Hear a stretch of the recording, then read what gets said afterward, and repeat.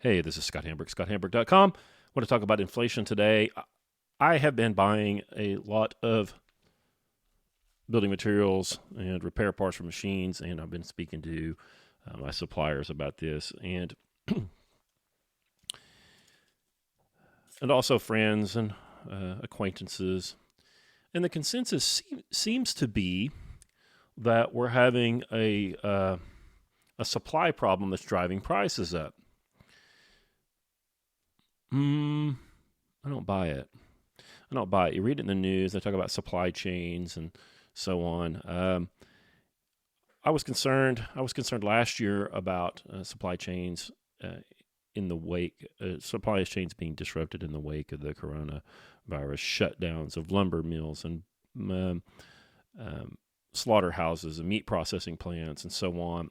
But here we are a year later, and pork is awfully high. 2x4s are terribly expensive. There are a few things that I think are experiencing shortages, like cedar.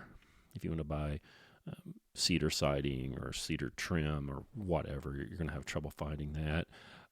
But I think it's inflation. I mean, why wouldn't it be? We printed the United States government created about 20% of all the money that's ever been in existence last year, and they're doing it again this year. I don't know. It's astounding to me that I hear people talk about prices, and they just mostly don't say anything about the fact that the money supply is burgeoning. I was interested in this, as you should be. I did a little research. I thought, what in fact is the inflation rate? So I went and looked up the U.S. CPI, the Consumer Price Index, at the U.S. Bureau of Labor Statistics. And let's just go look here. Let's go look right now. Latest numbers, Consumer Price Index at bls.gov. The Consumer Price Index summary. March, adjusted 12 months, 2.6%. They're saying that over the last 12 months, an unadjusted 12-month inflation rate is 2.6%, with energy going up 13.2%, foods 3.5%, new vehicles 1.5%, used cars and trucks 9.4%, which is interesting. Shelter 1.7%. Medical care services 2.7%. For an aggregate unadjusted 12 months consumer price index increase of 2.6%. Who are they kidding? It's not 2.6%. It's clear to me that it's not 2.6%. A trip to the liquor store and a purchase of your favorite whiskey will show you, if you paid attention to what you paid a year ago, that price is up probably 10 to 15%. Lumber prices have gone up, I don't know, I'm going to spitball this, by half. I went to the donut shop the other day, picked up an apple fritter, a jalapeno sausage roll, and a cup of coffee, $7. And this isn't a Dunkin' Donuts. This is a mom and pop in Oklahoma. Prices are going up, up, up. Real estate prices are stratospheric in their increases. So what's going on? Well, they're lying to us about what the interest rate is. The inflation rate, and interest. I went and did a little research on alternative inflation indexes. I found something interesting at shadowstats.com.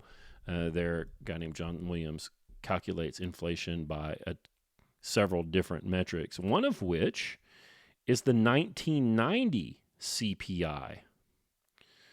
Now, the CPI used to be calculated in a different way. right? So they changed it in about 1990. They changed the way it was calculated again in 1990, and now it's something even different. So if we try to calculate the inflation rate with the 1990 method, you'll see that the inflation rate is a little bit over 6%. Still seems low. If you go and figure that out with the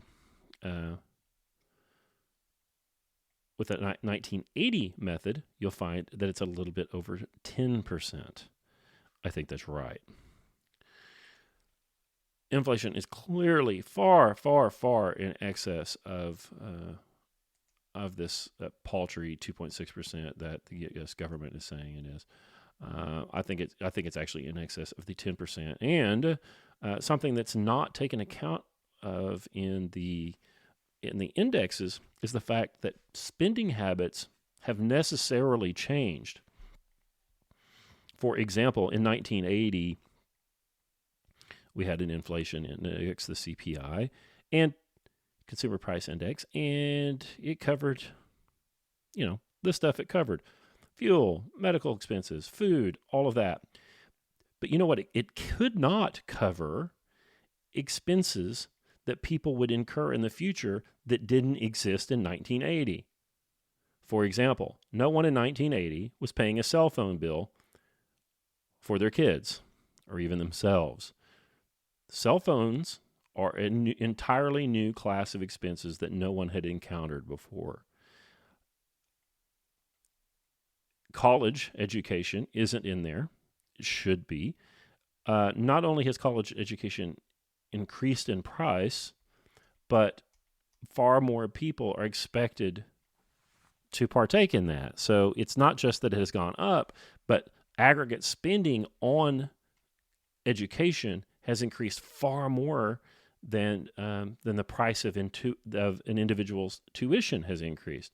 So there are things that have happened that have caused personal spending to skyrocket that were not accounted for in any price indexes and can't be. Somebody right now is probably saying, well, think of all of the savings. I just don't know what the heck that would be. If you tell me that your computers are cheaper than they were, well, you know what? We didn't buy computers in 1980.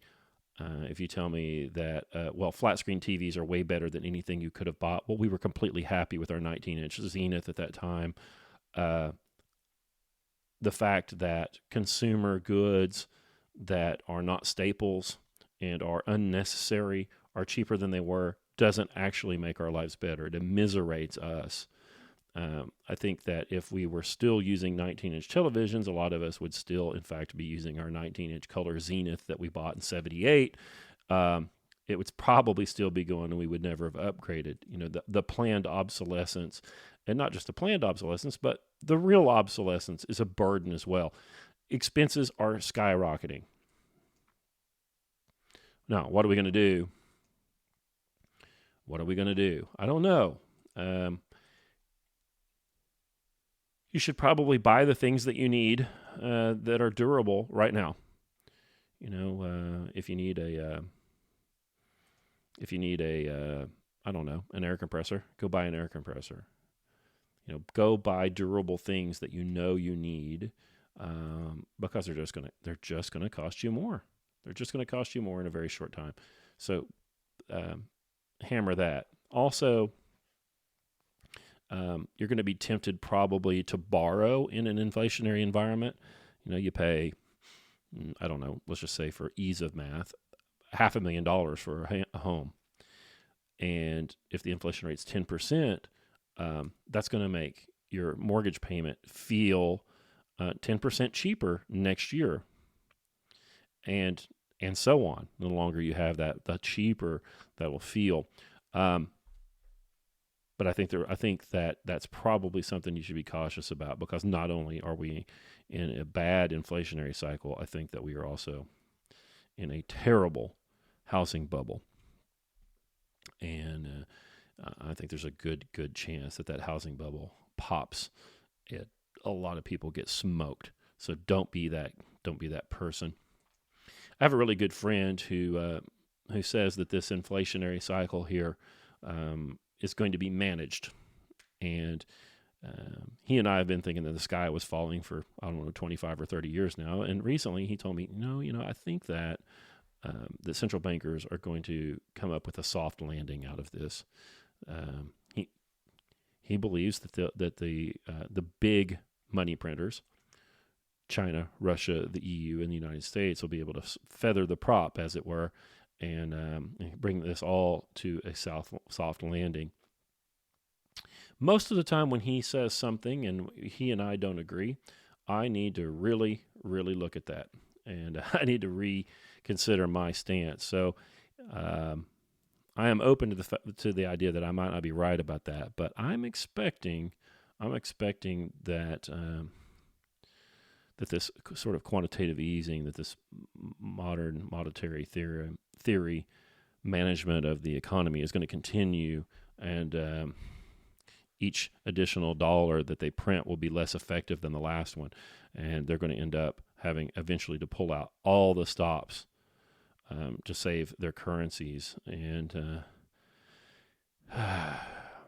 they're at some point they're going to run out of tools. They're going to have a bond auction, and no one's going to show up. And when that happens, things are going to get very, very rocky, I believe. Well, be careful. Be careful of the inflation. Be careful, and note it. Don't let these people bullshit you about supply chains and supply, because I just don't believe it. It is, I believe that is a disinformation campaign that has been disseminated to cover up the fact that they have printed. I don't know, about last year was probably around $6 to $10 trillion, and on track to probably do something very similar this year. So be careful. Let me know what you think about this inflation stuff, guys. And let me know if you have any ideas about what to do to protect your money.